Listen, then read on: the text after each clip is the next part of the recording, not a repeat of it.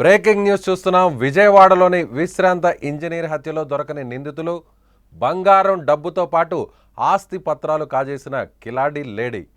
ఆస్తి పత్రాలు తీసుకెళ్లడంపై కొత్త అనుమానాలు. కేర్ టేకర్గా జాయిన్ అయిన 3 రోజుల్లోనే యజమాన్ని హత్య చేసిన కిలాడి లేడీ. ప్రియుడితో కలిసి చంపేసిన అనూష అనే మహిళ హత్య అనంతరం విజయవాడ నుంచి పరార్. విజయవాడ బస్ స్టేషన్ సీసీటీవీ ఫుటేజ్లో రికార్డైన దృశ్యాలు. చాలా స్పష్టంగా కనిపిస్తున్న అనూష వెళ్ళిపోతున్నటువంటి దృశ్యాలు. ప్రియుడితో ధీమాగా నడుచుకుంటూ వెళుతున్న అనూష.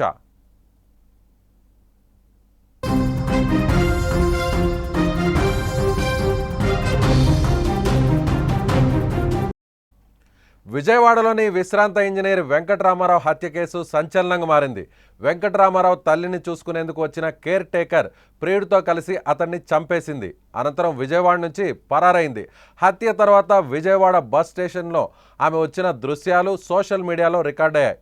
ప్రియుడితో కలిసి ఏమీ తెలియనట్టు అమాయకంగా నడిచి వెళ్తుపోతుంది. వారు విజయవాడలో తిరుపతి బస్సు ఎక్కినట్లు సీసీటీవీ ఫుటేజ్ చాలా స్పష్టంగా కనిపిస్తుంది. ఈ విషయాన్ని పోలీసులు గుర్తించారు. అయితే ఇప్పటికీ వారి ఆచూకీ మాత్రం దొరకలేదు. సెంట్రల్ ఏసీపీ దామోదర్ ఆధ్వర్యంలో 2 ప్రత్యేక బృందాలతో అనూష, ఆమె ప్రియుడి కోసం ఉపేంద్ర కోసం గాలింపు కొనసాగుతోంది. అయితే డబ్బు, బంగారంతో పాటు ఆస్తి పత్రాలు ఆమె తీసుకెళ్లడంపై అనేక అనుమానాలు వ్యక్తమవుతున్నాయి. మృతుడికి ఆస్తి వివాదాలు ఏమైనా ఉన్నాయా, బంధువుల పాత్ర ఏమైనా ఉందా అనే కోణంలో పోలీసులు ఇప్పుడు దర్యాప్తు చేస్తున్నారు.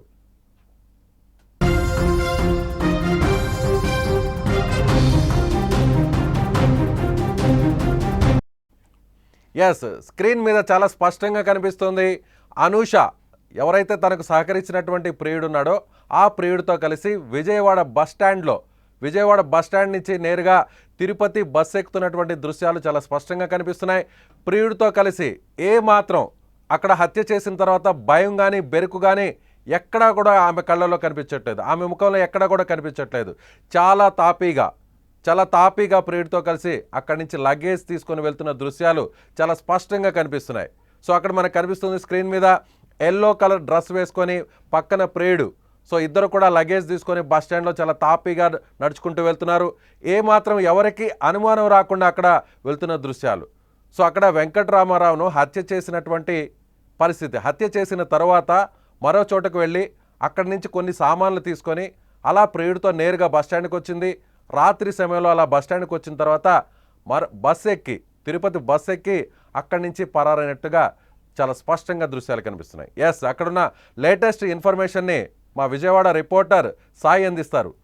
సాయి.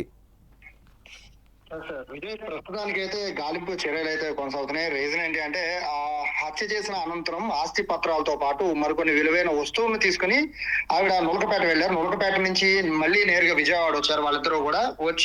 వాళ్ళిద్దరు తిరుపతి వెళ్ళారు. ఎందుకు తిరుపతి వెళ్ళారు అనే కోణంలో పోలీసులు దర్యాప్తు చేస్తారు. అలాగే తిరుపతి కాలేజీపటికే ప్రత్యేక బృందం కూడా వెళ్ళింది. అయితే మొత్తం వ్యవహారం చూస్తూ ఉంటే ఆస్తి పత్రాలే చాలా కీలకంగా మారుతున్నాయి.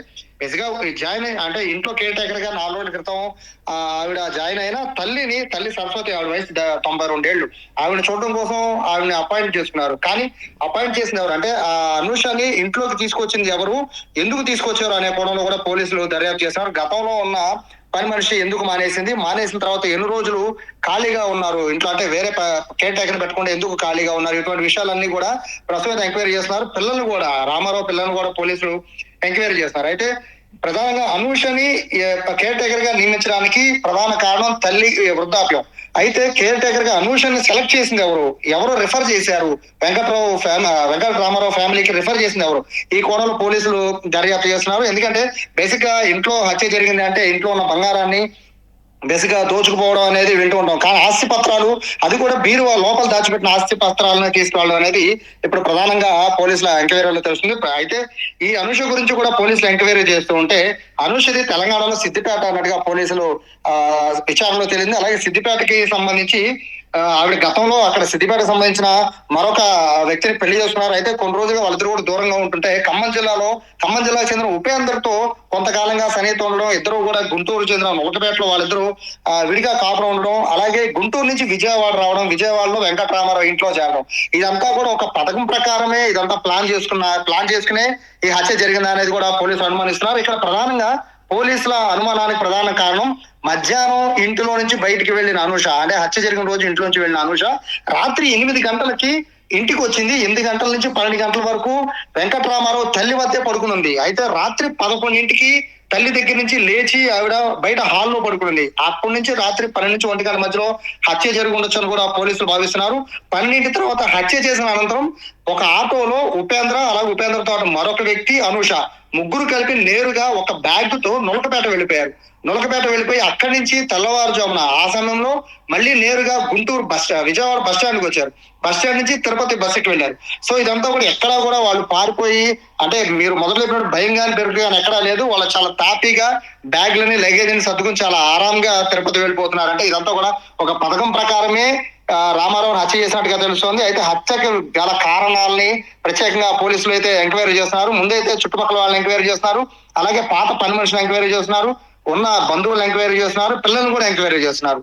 సో ఇవన్నీ ఎంక్వైరీల తర్వాత కానీ ఆస్తి పత్రాలు ప్రత్యేకంగా ఎందుకు తీసుకువెళ్లారు, మిగిలిన బంగారం కానీ లేదా అక్కడ నగదు కానీ వాటిని చోరీ చేయడం అనేది, అంటే పని మనుషుల హత్యకి ప్రధాన కారణం, హత్య చేయడం ప్రధాన కారణము బంగారం కానీ ఇంట్లో ఉన్న డబ్బు కానీ అనుకోవచ్చు. కానీ ఆస్తి పత్రాలు ఎందుకు తీసుకెళ్లారు, ఆస్తి పత్రాలు తీసుకెళ్ళి ఏం చేద్దాం అనుకున్నారు, ఇటువంటి విషయాల్లో అయితే ప్రస్తుతం పోలీసులు దర్యాప్తు చేస్తున్నారు. వాళ్ళ కోసం 2 టీంలు అయితే ఇప్పటికే తిరుపతికి ఒక టీం వెళ్ళింది, అలాగే నెల్లూరుకి మరో టీం వెళ్ళింది.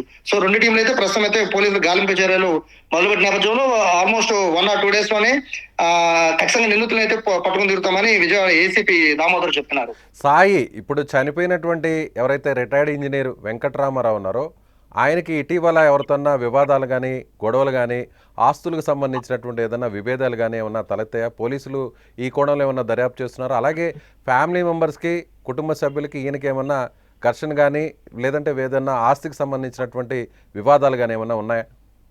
ఆ కోణంలోనే పోలీసులు అయితే ప్రస్తుతం దర్యాప్తు చేస్తున్నారు. మనం మొదటి నుంచి చెప్పుకున్నట్టుగా ఇంటి పత్రాలు తీసుకెళ్లిపోవడం చూస్తుంటే ఖచ్చితంగా అనుమానం తావిస్తోంది. ఇందులో కుమార్తె కూడా చెన్నైలో ఉంటున్నట్టుగా కూడా తెలుస్తోంది. సో ఆవిడైతే ప్రస్తుతానికి విజయవాడ వచ్చారు, ఆవిడ కూడా ఎంక్వైరీ చేస్తున్నారు. అయితే ఈయనైతే ఇక్కడ ప్రస్తుతానికి, అంటే స్థానికులు చెప్తున్న ప్రకారం అయితే చాలా కామ్ అండ్ కూల్ పర్సన్ అన్నట్టుగా కూడా రామారావు గురించి చెప్తున్నారు. అలాగే చుట్టుపక్కల వాళ్ళతో చాలా జోగులు కలిసి ఉండే వాళ్ళని కూడా చెప్తున్నారు. కానీ ఇటువంటి పరిస్థితుల్లో సడన్ గా అనూషాని ఎందుకు కేర్ టేకర్ గా జాయిన్ చేసుకోవాల్సి వచ్చింది, అలాగే పాత పని మనిషి ఎందుకు ఆవిడ ఉద్యోగాన్ని వదిలేయాల్సి వచ్చింది, ఈవిని పెట్టింది ఎవరు, అనూషాని రామారావు దగ్గర తీసుకొచ్చి అపాయింట్ చేసింది ఎవరు, వాళ్ళని కూడా ప్రత్యేకంగా ఎంక్వైరీ చేస్తున్నారు. అయితే ఈ తల్లిదండ్రులు, అంటే ఇప్పుడు ఇద్దరు కూడా అక్కడ ఉన్నది తల్లి, ఆ తల్లిని చూసుకోవడానికి కేర్ టేకర్, అలాగే రామారావు భార్య కూడా కొన్ని నెలల క్రితం చనిపోయారు. సో ఈయన కూడా ఒంటరిగా ఉంటున్నారు. ఇవన్నీ గమనించి ఎవరైనా రామారావుని హత్య చేయడానికి, పథకం ప్రకారమే హత్య చేయడానికి అనూషను రంగంలో దింపారా, లేదా అనూష ఇంట్లో జాయిన్ అయిన తర్వాత 3 రోజుల తర్వాత ఇంట్లో ఉన్న పరిస్థితిని రామారావు ఒంటరిగా ఉంటున్నాడు కాబట్టి, అలాగే వృద్ధురాలైన తల్లి కూడా పెద్దగా, అంటే ఏమన్నా హత్యాయత్నం కానీ లేకపోతే ఇంట్లో ఏమైనా దొంగతనం జరిగినా ఆవిడ పెద్దగా గుర్తుపట్టదు, సహకరించదు పోలీసులు అనే కోణంలో ఏమన్నా అనూషనే ప్లాన్ చేసుకుని ఇంట్లో ఉన్న వస్తువులన్నీ తీసుకెళ్లిపోవడానికి, ఇంట్లో ఉన్న వస్తువులతో పాటు అందులో ఉన్న ఆస్తి పత్రాలు కూడా తీసుకెళ్లిపోయిందా, అంటే కోఇన్సిడెన్స్ గా, అంటే బీరువాలో ఉన్న వస్తువులన్నింటినీ కూడా బేసిక్ గా దొంగతనం చేసినప్పుడు ఎన్ని వస్తువులు ఉంటే అన్ని వస్తువులు పట్టుకెళ్ళిపోతూ ఉంటాం.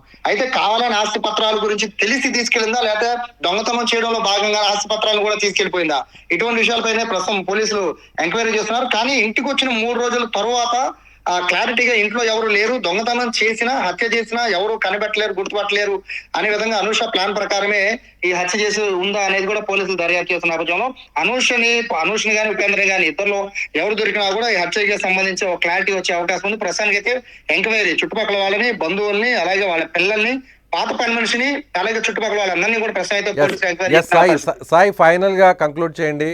సో వెంకటరామారావు పిల్లలకు సంబంధించినటువంటి సమాచారం ఏంటి? సో ఒక కుమార్తె ఉందన్నారు, చెన్నైలో ఉంటుంది, ఆమె ప్రస్తుతం విజయవాడకు వచ్చిందంటున్నారు. కేవలం ఒక కుమార్తె మాత్రమేనా, ఆమె ఏం చేస్తుంటుంది? అలాగే వేరే ఎవరన్నా కుటుంబ సభ్యులకు సంబంధించినటువంటి సమాచారం ఏమైనా ఉందా? రామారావుకి 2 పిల్లలు ఉన్నారు, కుమారుడు కుమార్తె. అయితే ఇద్దరు కూడా ప్రస్తుతానికి అయితే ఇక్కడ విజయవాడకు వచ్చారు. పోలీసులు వాళ్ళ దగ్గర ఎంక్వైరీ చేస్తారు. ఎందుకంటే ఇంట్లో ఎవరు కొత్త మనుషులు వచ్చినా ఖచ్చితంగా పిల్లలకి అనేది తల్లిదండ్రులు సమాచారం. అంటే కుమారుడు సమాచారం ఏంటి? కుమారుడు ఎక్కడ ఉంటారు? హైదరాబాద్ లో కుమారుడు ఉంటున్నాడు. అయితే అతను కూడా చెన్నైలో కుమార్తె ఉంటుంది, హైదరాబాద్ లో కుమారుడు ఉంటున్నారు. ఇద్దరికి రామారావు చనిపోయిన విషయాన్ని చెప్పిన తర్వాత వాళ్ళిద్దరు వచ్చారు. అయితే రామారావు ఈ అనూష గురించి, అంటే మృతుడు రామారావు అనూషను అపాయింట్ చేసిన విషయం ఇద్దరికి తెలుసా లేదా అనేది కూడా ప్రస్తుతం పోలీసులు ఎంక్వైరీ చేస్తున్నారు. ఎందుకంటే ఖచ్చితంగా చెప్పే ఉంటారు, ఇలా కొత్త మనం ఇంట్లో కేర్ టేకర్ తీసుకుంటాం, నాన్నమ్మ కోసం తీసుకుంటాం ఖచ్చితంగా చెప్పే ఉంటారు. కాబట్టి ఎటువంటి వివరాలు చెప్పారు, అలాగే ఆవిడ గురించి చేసిన ఎంక్వైరీ ఏంటి, అలాగే వీళ్ళు గతంలో కేర్ టేకర్ గురించి మాట్లాడారా లేదా, ఈ విషయాలపైన కూడా ప్రస్తుతం అయితే పోలీసులు ఎంక్వైరీ చేస్తున్నారు. Right okay Sai, thank you. So ఇది విజయవాడలో సంచలనంగా మారినటువంటి రిటైర్డ్ ఇంజనీర్ వెంకట రామారావు హత్య కేసు పోలీసులకు ఇప్పుడు ఛాలెంజింగ్గా మారింది.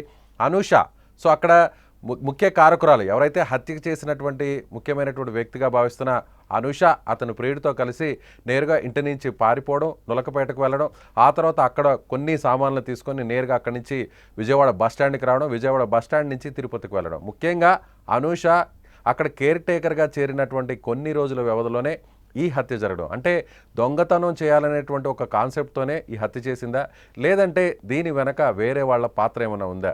సో అందులో భాగంగానే ఈ కుట్ర కోణంలో భాగంగానే అనూష అక్కడ కేర్ టేకర్గా వచ్చి నటించి ఆ తర్వాత హత్య చేసిందా. ముఖ్యంగా ఇక్కడ 90,000 నగదు, కొన్ని బంగారు వస్తువులతో పాటుగా ముఖ్యమైనటువంటి కీలకమైనటువంటి ఆస్తి పత్రాలను కూడా ఆమె తీసుకెళ్ళింది. పోలీసులు ఇప్పుడు ఈ కోణంలోనే దర్యాప్తు చేస్తున్నారు. మామూలుగా దొంగతనం చేసిన దానిలో భాగంగానే కొన్ని వస్తువులు తీసుకెళ్తారు కాబట్టి అలానే ఆ కోణంలోనే ఆమె ఆ ఆస్తి పత్రాలను తీసుకెళ్ళిందా, లేదంటే దీని వెనక కేవలం ఆస్తిని టార్గెట్ చేయడానికే రామారావును హత్య చేశారా? ఇందులో కుటుంబ సభ్యుల పాత్ర ఎంతవరకు ఉంది? సో ఇదంతా కూడా కేర్ టేకర్గా అనూషాన్ని నియమించడానికి కుటుంబ సభ్యులకు తెలిసే నియమించారా? అసలు అనూషాన్ని నేరుగా తీసుకొచ్చి ఈ కుటుంబంలో కేర్ టేకర్గా ఎవరు పెట్టారు? ఆ మీడియేటర్ ఎవరు? ప్రీవియస్గా పనిచేస్తున్నటువంటి పని మనిషి కేర్ టేకర్ ఎందుకు మానేశారు? ఇలా అన్ని కోణాల్లో పోలీసులు దర్యాప్తు చేస్తున్నారు. మరికొన్ని రోజుల్లో దీని మీద ఒక స్పష్టత వచ్చే అవకాశం ఉంది. మీరేమనుకుంటున్నారు? సో అనూష పాత్ర గురించి, ముఖ్యంగా అనూష అక్కడ సీసీటీవీ ఫుటేజ్లో చాలా తాపీగా ఎలాంటి భయం బెరుకు లేకుండా నడుచుకుంటూ ప్రియుడితో కలిసి అక్కడ పారిపోవడం కూడా కాదు, తాపీగా హుందాగా నడుచుకుంటూ వెళ్తున్నటువంటి దృశ్యాలు ఇప్పుడు సుమన్ టీవీకి ఎక్స్క్లూజివ్గా దొరికాయి. సో ఈ దృశ్యాలు చూశాక మీకేమనిపిస్తుంది? హత్య చేసి నేరుగా అలా తాపీగా వెళ్తున్న ఆమె గురించి మీరేమనుకుంటున్నారు? కామెంట్ చేయండి.